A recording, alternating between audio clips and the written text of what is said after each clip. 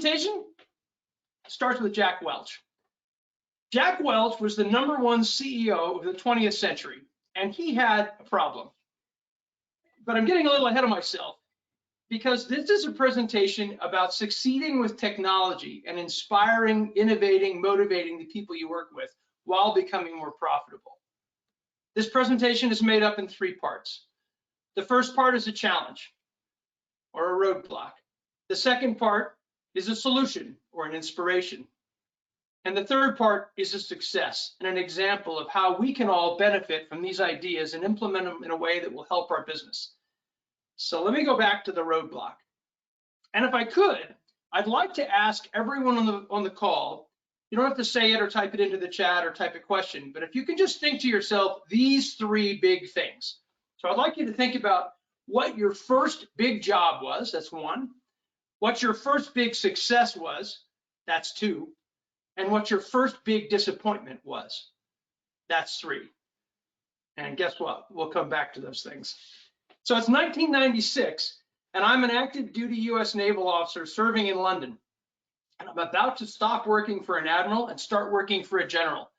And while you might have this romantic view of what the Navy looks like, truth was I was on shore duty and I was finishing a graduate degree. Most importantly, I was about to join Jack Welch in the period of Six Sigma. And Six Sigma in 1996 was what AI, intelligent automation, blockchain, distributed finance, that's how much excitement there was about Six Sigma at that time, especially because Jack Welch supported it. So I was pretty excited to be making that transition. So there I was. I had graduate school loans that were enormous. I had 2 kids and a wife, and I still went out and extended myself to buy a brand new Volvo. You might ask yourself, why would you do something that reckless when you don't have the money to do it? Well, the answer is I had grown up valuing 3 primary things when I think about my future and career: quality, stability, and fatherly praise. Well, quality was going to be Six Sigma. Fatherly praise, hopefully, was going to be Jack Welch in working in GE in Six Sigma. And stability, you got it, was going to be this Volvo. So I moved with my family from Europe to Silicon Valley. No, this building wasn't there at the time. Perfect fit for an Asian Anglo family, which is what my family is. Unfortunately, we couldn't afford to rent, or we couldn't afford to buy. We could only afford to rent the house when we were there. And when you rent, you can't usually have a dog. So we didn't have a dog. The Volvo became the family pet. And that was fine. So for 3 years, 2 states, and 4 houses later in this period in GE, I finally landed my first big executive job with GE. And it was going to be to run e-business and Six Sigma at a newly acquired GE financial services business in Tokyo. So this conference is all about financial services. This is a financial services story. So my Japanese wife was thrilled. She was delighted to be back in a place that she'd gone to college and lived. And so was I, frankly. It was going to be a big adventure. Until I met my boss at the welcoming reception at the restaurant. Maybe you've been to the top of the ANA Hotel in Tokyo. It's a teppanyaki restaurant. So think of like Benihana, but instead of flying things and burning onions and that kind of thing, the most drama the Japanese do is they put live shrimp on a grill and cover them with a chrome dish. You can hear the shrimp screaming. It's really, really difficult, but it's live fresh fish, fresh shellfish. So I got off the elevator, extended my hand on the top of the building and said, I'm here to help you run Six Sigma and e-business. I thought that was exciting. I'd never met my boss before. And then my boss, kind of a big guy, looked at me and he said, well, that's too bad, because the only thing I don't care about is Six Sigma and e-business. Now, I don't know about you, but all that enthusiasm evaporated pretty darn fast as I suddenly realized this was going to be a rough time. And instead of feeling enthusiastic and a young guy who'd just gotten a big job, I felt like one of those shrimp on the grill. And so when the dinner was over and I went back to the hotel room, I thought of saying to my wife, we really need to reconsider this job. This isn't going to go well. But when I walked in the door, she was so delighted to be in Tokyo that I just said, well, I'm going to make this work. Somehow I'm going to make this work. But that left me with a dark moment and a dark problem. And that problem was I had a Volvo back in the United States with no place to store it, and it was going to be insanely expensive if I shipped it from the United States to Japan. And as I told you, I was already in debt at this point, right? But I ask yourself, would you abandon the family pet or sell the family pet in another country because you took another job? Well, no, you just simply don't do that. So I spent money I didn't have, and I shipped the Volvo to Japan. And during the day, I thanklessly worked on e-business and Six Sigma. And though I loved those jobs, I didn't seem to get much appreciation for it. But on the weekends, thankfully, I had the Volvo, so I could drive all around Japan and see all these places. My wife could show me all these places in her home country. It was super exciting. 12 months later, Jack Welch decides to come to Japan and hold court on all of the GE businesses. So that's aircraft engines and all the finance businesses, everybody, right, in Japan. And we were a financial services business. And he did it at the Four Seasons Hotel, which is a beautiful place in Japan, this beautiful garden in the middle of the city. So my boss, realizing that Jack Welch was coming and we had to talk about each function, he said to me, okay, Chris, you get 2 slides and 5 minutes to talk about e-business and Six Sigma. That's 2 functions in 2 slides and 5 minutes. I don't know about you, but when your whole career is on the line and all you get is a very limited window of time, you work on it. So I worked very hard to make that presentation as good as I could make it and as tightly as I could focus on what needed to be said. You know, think to yourself, anytime you've had that limited amount of time, kind of a make or break situation, right? Well, that's the situation I was in. So the day finally arrived, and Jack sat in the center of this table at the top of the hotel, and we all waited our turn to speak. We would all sit at the table, and then he would excuse everybody, and the new group would come back in. And so finally, somewhere mid-morning, he flips over a page and he says, okay, Chris, what have you got? And that's showtime, right? Well, this is what it looked like. Tunnel vision. My pulse quickened. My focus was absolutely dead in front of me. I'm still a really young guy. This guy's the business god of the world at the time. It's not the first time I've met him, but I get through the presentation and he asks really 2 difficult questions. And we had just implemented the first document approval process, electronic document approval process ever done in Japan, which I thought was a big deal at the time. Now it seems trivial, but at the time it seemed like a big deal. He asked these 2 questions. I got the right answers. He writes best page across the top of my PowerPoint slides. Now, I don't know about you, I would have climbed across the desk to get hold of that. In fact, because of that, I would have crawled through broken glass for Jack Welch. I mean, there I was working thanklessly to some degree, and he writes best page on my slide. It was an amazing moment. I resisted the temptation. I didn't jump across the table, grab the slide, and end my career in one fell swoop. And then as the meeting came to an end, we all stood up from our chairs. It was a very full room at the time. And I kind of walked past my boss, like a whisper close. He was up against the wall at that point. He didn't even make eye contact with me. I mean, not attaboy, nothing. Didn't even make eye contact with me. I was crushed. I mean, I thought, you know, what can I do here? All this glamorous international hotel stuff is pretty meaningless if nobody gives a damn about what you're doing. And that's exactly what happened. So I ask you, if you're in that situation, how do you feel if you're trying to do something like that? And that's the level of appreciation you get. It's pretty demotivating, and it was pretty demotivating then. And that's when I realized that Jack had a problem. It was a small problem for him, but it was a big problem for me, is that his 2 top priorities in the business, Six Sigma and e-business, he had some leaders who didn't agree with him. And behind their back, they'd say all kinds of things, right? But they didn't agree with him, and I had to pay that price. Well, Jack left a few years after that, left the company, and so did I. Not specifically for that reason, but I have to admit it was demotivating. But when I left, what I took with me was a passion for quality, transformation, and leadership to get people motivated and excited. Well, the story I just told you is many years ago. So many things are different today. So let's talk about what some of those things that are different today. Well, one thing that's different is this was just the ending of the Indiana Jones and the Raiders of the Lost Ark movie. And of course, it was a myth. They couldn't find anything in this giant, mess of a warehouse. That is now the entire global supply chain. So what used to be a movie and a myth is now reality. Another thing that's different is the entire workforce has changed. I'm in the categories on the right-hand side of this page, and the people who are the up-and-coming leading executives, people on this phone call, are of the categories in the red circle. And guess what? Those people, you, if you're one of them, you don't put up with that kind of garbage from a leader that I got. You just walk out the door. Something else. The technology we did for electronic document approval, though sophisticated at the time, is nothing compared to what automation and electronics, robots, all of the data we have, the artificial intelligence can do today. It pales in comparison. And unfortunately, it scares the hell out of people. That's a big difference. But there are some things that are still the same, and we can talk a little bit about what some of those are. According to McKinsey, 70% of all business transformations fail.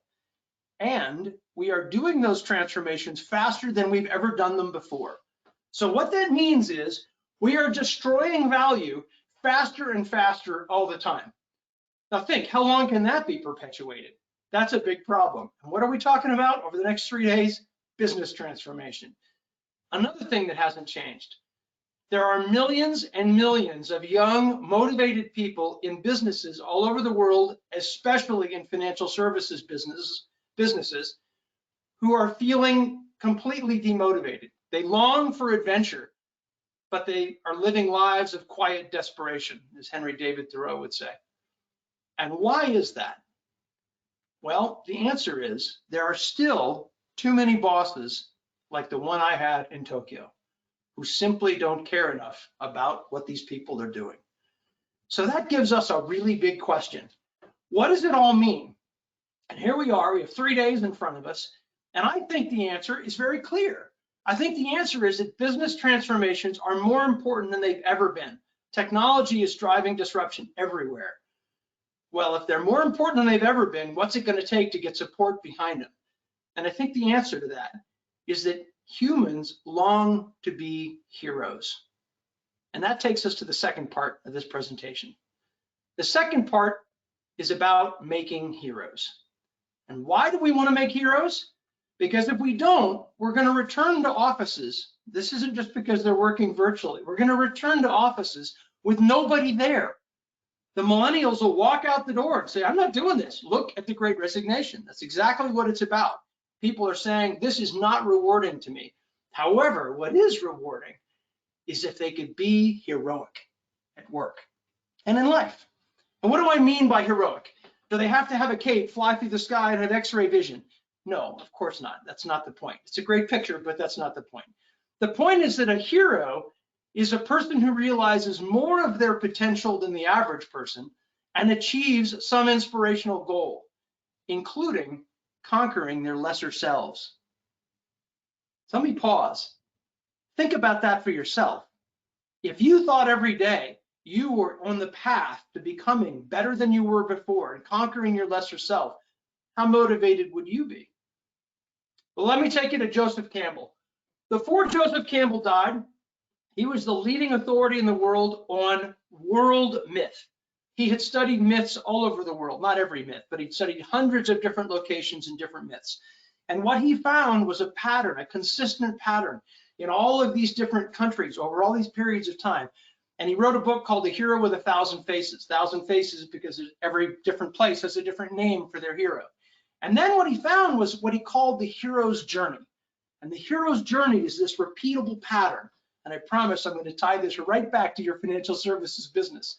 So it's the hero's journey. You know the hero's journey already, and you know it from movies and books. So here's just 4 examples of thousands I could come up with. Well, I'd have to work pretty hard for thousands. The Hobbit, The Bourne Identity, The Matrix series, Harry Potter. I could go on and on of all the different stories. Every one of those stories, those 4 stories, all follows the hero's journey. Well, what about real people, right? You say, well, those are all movies and make-believe. Well, look at these people on the screen. You probably know everybody but one person on the screen, right? You know Amelia Earhart, you know Martin Luther King, Madame Curie. You know these people on the screen. Right? Who you don't know, however, what you don't know is the people on the screen, men, women, black, white, Indian, gay, or straight, Every one of these people followed a hero's journey. Here's one you don't know. Her name is Sunita Williams. Sunita Williams happens to be a female astronaut who has spent more time on the International Space Station than I spent on an aircraft carrier. Why does that matter? Because she's the only member of my class from the Naval Academy who became an astronaut. And I know personally what a hero's journey she took in a male-dominated world to succeed on the International Space Station and in NASA. So the hero's journey is real. It's not just books. It's not just make-believe and famous people like Winston Churchill. Well, what do I mean by the hero's journey? Well, the hero's journey is this basic circle, but rather than get you lost in the details, let me just start with the first thing. The hero's journey begins with a call to adventure. What's a call to adventure? It's that thing that in the middle of the night wakes you up, or you think about in your subconscious, or you're out running or doing yoga or whatever you're doing, walking, and you think, I really should do this thing, whatever that thing is. And what that thing does is it separates you from the known to the unknown. It begins the adventure. It begins the hero's journey. And if you don't answer that phone, that ringing call, that vibrating in your pocket, that is the call to adventure, it won't go away. It'll just keep ringing. And you can come up with all kinds of reasons, but it'll keep going. And what does it look like when you make that separation, when you grab hold of that new thing, that new adventure? Well, you know examples. It's Neo in The Matrix when he takes the red pill. And once he takes the red pill, the world is never the same again. It's Harry Potter when he suddenly realizes, whoa, I have magic. And suddenly things start happening in his world. And it's also Luke Skywalker when he comes back to the farm and he realizes things will never be the same again. That is going from the known to the unknown, and it's separation in the hero's journey. The next phase is called initiation. Initiation is where that person is suddenly learning the new ways of the place they've become. They have to now adapt. They're no longer in the known. Well, what does initiation look like? It looks like Luke when he gets the lightsaber and says, I had no idea I could do this. Or Harry Potter when he says, I had no idea I could do that. But how about your real company and your real job? Well, this is what it looks like at work. It's when this young woman or the man on the right first leads the team meeting or first speaks out in a subject that's difficult and complicated. Maybe it's intelligent automation they're embracing. Maybe it's some new technology, some new idea. That is a hero's journey for that individual person. That morning, that person had never done that before. That evening, they had. They were a transcendent person. Maybe it's a CEO buying a new company and doing an M&A. Maybe it's a person taking on their first executive job. That is a hero's journey. But on every hero's journey and at every initiation, to get through that initiation phase, you have to face the dragon. And what Joseph Campbell realized is the dragon, though different in some cultures in the image, the dragon represents the thing you are the most afraid of. And so in the myth, it's fire breathing and huge and dangerous and it scares the hell out of you, right? Well, of course it's going to be that way. In real life, it's only fear. But if you just said, oh, I'm afraid, you'd feel pathetic. So instead you say it's a fire breathing horrible thing that could blow up my entire life and make it up to be something bigger than it actually is. But in reality, every hero's journey must pass through facing the dragon. And once you face the dragon, maybe it's the fear of standing up and speaking in a team meeting. Maybe it's the fear of saying to an employee, I have some difficult feedback I need to give you on your job performance, or whatever the feedback happens to be. It just has to be difficult and scary. That is the dragon in the hero's journey and initiation. So once you've finished the initiation, the last phase is the return. You've now conquered and faced your dragon, and you come back to your tribe with a treasure or an accomplishment or just a transcendent self. You're better than you were before. And you know what that looks like in movies. It looks like this. You come back and you get awards hung on your neck, or you win a prize, or you get promoted, or whatever it happens to be, or you're just a better person than you were before. That's the end of one hero's journey. And now you can all be like Bilbo Baggins, and you can go back to the Shire and sit in the Shire and drink a lot of wine and eat a lot of food and be, full, dumb and happy, as he might have been. But what Joseph Campbell has told us is that, of course, that is not what human beings are meant to be. Until time runs out, you get more hero's journeys offered to you by the call to adventure. It may be the next day, maybe the next month, but that call to adventure is waiting for you. If it's not, you're likely on the way down, right? So I told you this is a three-part story. And here's this is now the three parts I've said. Here's a success story. So that success story happens to start in Stockholm, Sweden in 2017 in a financial services business, a multiple product financial services business. And it starts with two potential heroes facing the same bad thing. The call to adventure in the case of a young man named Jens, who was the head of operations, and a CEO in his first CEO job named Gustav, they were both facing these numbers. Very different levels of the organization, but facing the same big challenge. The company's performance was not good, and they needed to do something about it. Their call to adventure was, what are you going to do about this red line? Well, the dragons that these two men happened to face were different because they were in different levels. The CEO, even though he's in Stockholm, Sweden, and Swedes are generally congenial people to work with, there are also some very competitive executives at that leadership team who all have their own agendas. And Gustav has to figure out how to overcome all those competing agendas to get things to move forward. And if you haven't read The Prince from Niccolo Machiavelli, I'm sure certainly you know the name Machiavelli. Jens, completely different set of dragons. Jens is now in operations, which is complex. There's all kinds of stuff going on. And the minute somebody mentions introducing new technology or automation, everybody's terrified about job loss. So the dragon that Jens faces is fear and concern about what he's actually going to face going forward. Two different men, two different dragons.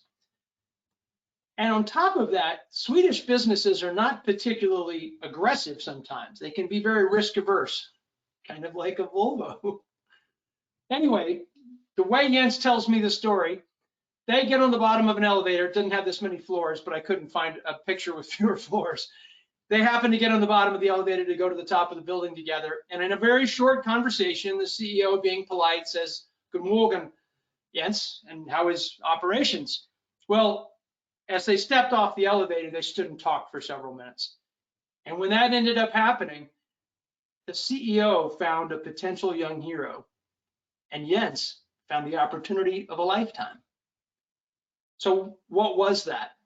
Well, right as the two men parted, Gustav says to Jens, "I like the idea of implementing technology in some of the ways you're thinking. You have a month to come up with a good plan, a concrete plan. And if you don't do it, we're going to have to take dramatic action." Everybody knows what dramatic action means. It means you couldn't make it work and you got to fire people. It's ugly. So as Jens walks away, he sees two things in his mind. He sees, I have an incredible opportunity and I have an incredible amount of danger. What am I going to do? Well, this is where timing can be magic. I had recently moved to Scandinavia. I had become the intelligent automation leader for Accenture and then Deloitte. I was completely up to speed on what all these intelligent automation tools were, and I didn't know anything about Jens and Gustav's particular business, their individual company. The two of us met. Jens and I sat together and had a conversation. And there's something about luck. And what I mean by that is, I think of luck as somewhat like surfing, and I'm not a big surfer or anything, but so think of luck this way. If you put yourself in the right place at the right time, amazing things can happen. If you go out on a surfboard and you go out too far in the ocean and you wait for the big wave, it just passes underneath you. And there's no ride, there's no excitement, there's no exhilaration. On the other hand, if you're too close to the shore and put yourself in the wrong place, in other words, your timing is bad, the wave will crush you and maybe drown you for that matter. But if you get the timing just right, it can look like this. You paddle and kick, you jump on that board, and that is the experience you get. Now that's exciting if your timing is right. Well, the timing was really right for Jens and for me to sit down and talk. And what we did is we shaped a plan over the month so that he could go back to Gustav and say, here's how I can address all the stakeholders that are critical that you need me to address. Your senior leadership team, the customers, the colleagues, the people in the community. Hey, those are all C's. All of those things together, a plan that will do that so we don't have to take drastic action, right? Well, that's fantastic, because then when Jens was ready, he went back to Gustav And he said, CEO, boss, they're pretty informal in Sweden, but I'm very sure he still called him sir or something. He puts the plan down and says, here it is. And he walks through the whole plan.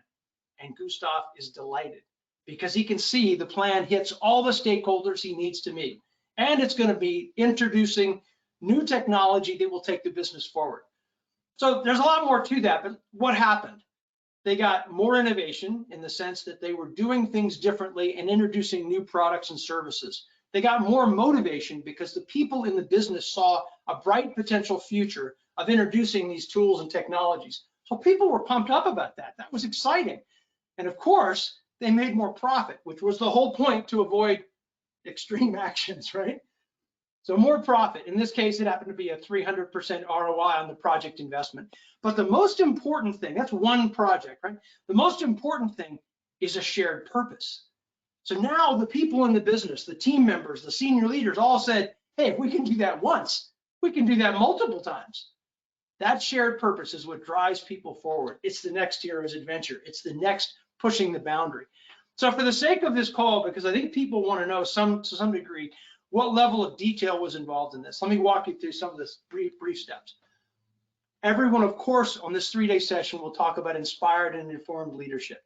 Well, in the terms of Marcus Aurelius, there were 5 key points that were relevant specifically for this project. One is to think holistically across the business, not just vertically, right? You don't have to raise your hand, but raise your hand how many times you've seen projects only work in one function and then the people are arguing with each other, right? The next one was to act with the knowledge of the technology. You can't do this stuff if you don't know what the technology is. You don't know what the art of the possible could be. So it's very important to do that. The third is to send consistent messages. Has anyone on the call ever been in a project where the CEO or the senior leader says something at a big meeting, and then like a week later, kind of says a watered down version of the same message, and then all the doubters come out and they say, aha, he or she wasn't really serious, right? And they start to tear down what was going on. Consistent message is critical. Engage employees could be the only thing on this page that matters the most, which it did. To engage the employees, and we'll talk about how you do that in a minute. And reflect glory. No great leader thinks it's all about them. Any great leader realizes when the team succeeds, the leader looks fantastic, and so does the team, right? And to bring that up and to mention that, there are some people who don't quite get that. That was an important part. There were multiple other dimensions of leadership that we did on the side to assess how is the business doing on these. And these are the 14 key areas from the 11 key things from the Baldrige National Quality Award. The second major focus was understanding the technology. Well, so if you say to your team, hey, I want you to go, make something here. I'm going to give you a pencil and you can only use straight lines. If that's all they know is a pencil and straight lines, and you tell them to build a house, that's what you're going to get with a pencil and straight lines, right? Limited tools, limited scope. But if you explain to them, hey, you've got a lot of other things. There's this brick and a whole bunch of different other shaped bricks that you can do some pretty cool things with. We want to make sure you know what those are so your innate, fantastic creativity can come out and you can produce something that looks like this, which we'll talk a little bit later about that. That's Falling Water by Lloyd Wright. So what do I mean in this case? That's a metaphor. What I meant is the tools that they needed to understand: robotic process automation, natural language processing, chatbots, virtual assistants, machine learning, and a bit of AI, and then to have an eye to the future. It's to think about what are the new things they can do, right? But focus on what can be done now. They didn't use every one of these tools on all of the transformation, but they needed to understand them in order to move forward. The third point was a focus on value creation. Stop and ask yourself, have you seen projects done that are done because they're cool or they're technologically neat or someone's in love with some thing, some way to do things, but they weren't directly connected with driving value? That's a disaster. This project focused on driving value. And what it didn't focus on is distractions like this. I'm sure this is going to be super cool for solving some kind of problem other than keeping teenagers and 20-year-olds distracted in their basements forever. But in this particular project, it wasn't relevant. One day it will be for various places, but not in this project. Instead, they focused on what drives revenue and profit. And that profit can feed the innovation and drive the business going forward. Huge. I mean, it sounds obvious, right? But a lot of people doing weird things with technology that are wasting time. Fourth major step, empowered and excited teams. How do you empower and how do you excite a team? Well, the big phrase is employee engagement. That's a catch-all, and you hear it all the time.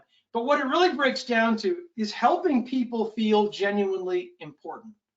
Because if they don't feel genuinely important, and by the way, you can't BS that. They really either are genuinely important or they're not. And when they feel it, that's what you'll get. There are 7 major areas that define employee engagement, and if you hit all 7, it's pretty amazing. You know, one of them is believing your job is important. The potential to grow and be promoted is another one. Availability of constructive feedback. Anyway, they're the magic 7, and that's what they focused on. Number 5 is why I told you about heroes.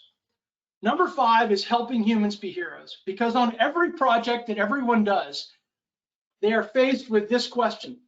Left, let's say, is going to be, I'm going to leave the company as a result of this project. Straight ahead is, my job is going to be pretty much the same when this is over with.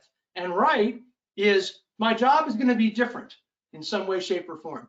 And every person in every project is faced with that question. And if you don't answer that question as soon as possible, what do you think you get? My experience is you get fear. People are nervous about what's going to happen, right? So what was incredibly important is to help these people understand, is your future in, out, or different? That's how I would say it, in, out, or different. And it's okay if out is what the answer is going to be. There's a way to help people transition out of a company that has everyone around them feeling good about the way it took place, including the person who left. And in some cases, they had to do that. But in most cases, they freed up time and could innovate and use those people doing other things.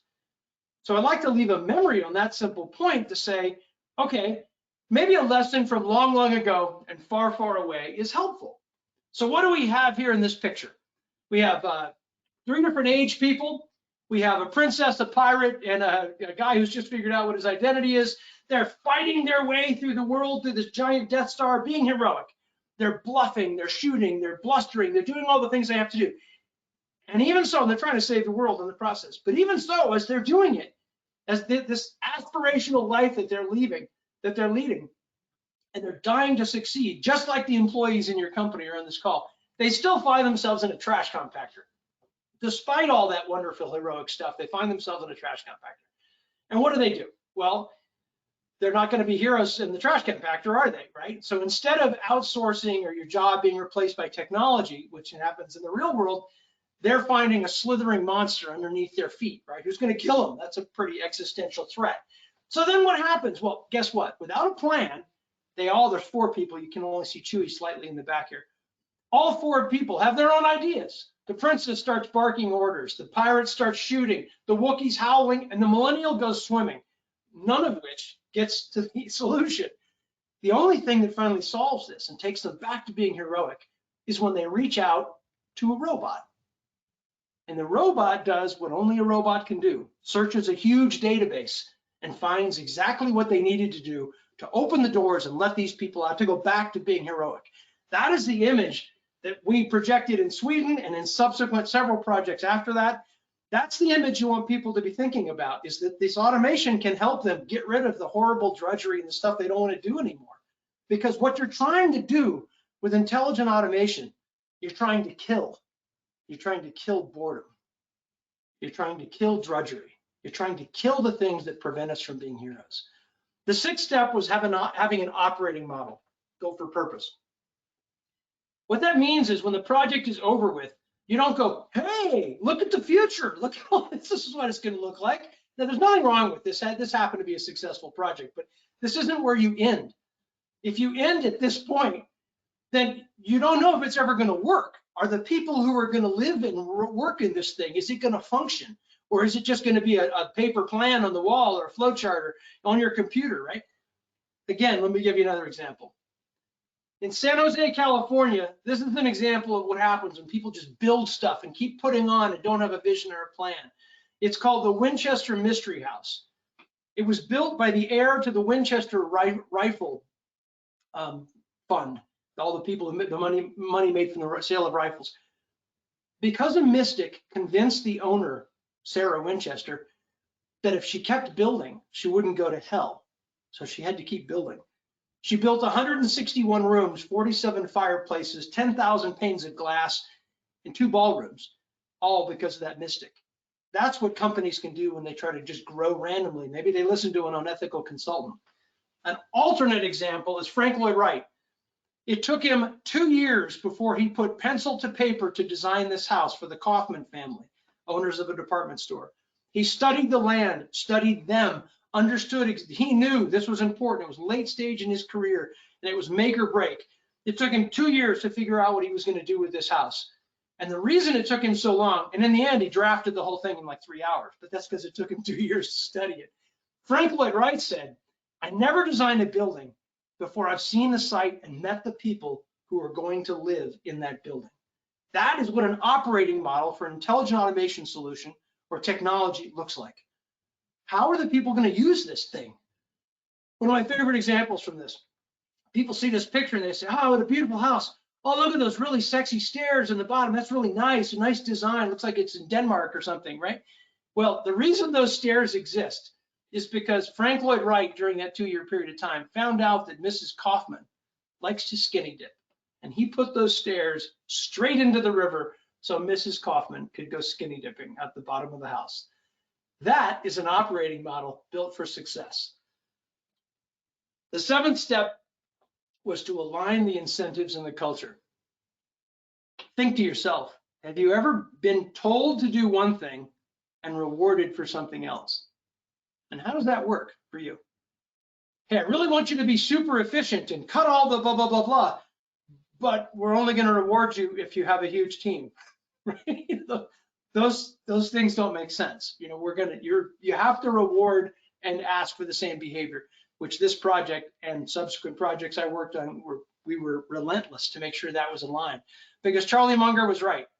Charlie Munger's the deputy at Berkshire Hathaway and a multi-billionaire. Show me the incentive and I will show you the outcome. So that's exactly what they focused on. So here are the 7 steps. I now call that the Noble Automation Now method. It took me a couple of years to put all that together, having demonstrated and done it with all these projects. And a successful project with intelligent automation in financial services is almost assured if you do these 7 steps. But you might be asking, oh man, 7 steps, that's a lot of work. Do I have to do everything perfect and do all that stuff? Oh man, you're kidding me, this is real world, right? Let me ask you a question. If you had a choice between the 2 steps on this picture, the steps on the left, beautiful stone, or the steps on the right, cheap wood, which steps would you take? Well, it depends on what you're going to do with those steps, right? The answer I would suggest is, if the goal is to get to the first floor, take the wooden steps because they already go to the first floor. If the goal is just to have beautiful steps that are not installed, take the ones on the left. So I said I call that noble automation. Where does it come from? Noblesse oblige. It means the responsibility of privileged people to act with generosity and nobility toward the people who have less privilege. So if you turn it into our words, it means intelligent automation and inspired leadership to maximize outcome for all stakeholders. So I would have gone to Q&A. I'm going to check if I've got to do anything from Brian. I'm going to skip Q&A and go to the end. If anyone has any questions and would like to talk to me about that, my email's on the last slide. I'd like to finish this story now quickly. So the last time I saw Jens, he was on a stage speaking to a multinational audience about the positive impact of intelligent automation on his business, his career, his company. And he was excited. I don't know how many Swedes you know, but Swedes can be more subdued. He was glowing. He was absolutely delighted. And when he left the stage to near Viking level applause, I couldn't have been happier for him. And all I could think was, wow, this is a pretty successful thing. At the end of the day, or the event, he offered to take me back to the hotel. And he took me back to the hotel in the Volvo that he paid for by his successful year. My Volvo had long been sold when I moved to Europe. So there I was in Sweden. It was kind of a nice, dot on the story. So then I thought to myself, how can we have more young professionals, like people on this call or watching this later, and visionary leaders come together and have the same type of success? How can they have more motivation, more innovation, more motivation, more profit, and most importantly, have the transformation they do be successful, which is this whole 3 days is all about that. And I think the most important thing we can think about is how do we help the people we work with become heroes? How do we get them on those journeys that will make them feel great? So this is now, the wave of intelligent automation is shaped just about like this, and there'll be waves behind it you can jump on. And now is the time to do what? Kick like hell, because this is the ride you're looking for. And the timing couldn't be better, right? And it'll last for a while. Jump on that wave and it'll be a fantastic ride. And the way I suggest you get there is 3 words: noble, automation, now. Thank you very much for your time. I hope you enjoyed this talk. We're going to start at the top of the hour with the next talk. If you want to contact me and ask me any questions or follow up on anything that we've done on this talk, my email is there, chris@nobleautomationnow.com. Let's have a great rest of the morning, starting in about 13 minutes or so. Okay? Thank you very much. See you soon.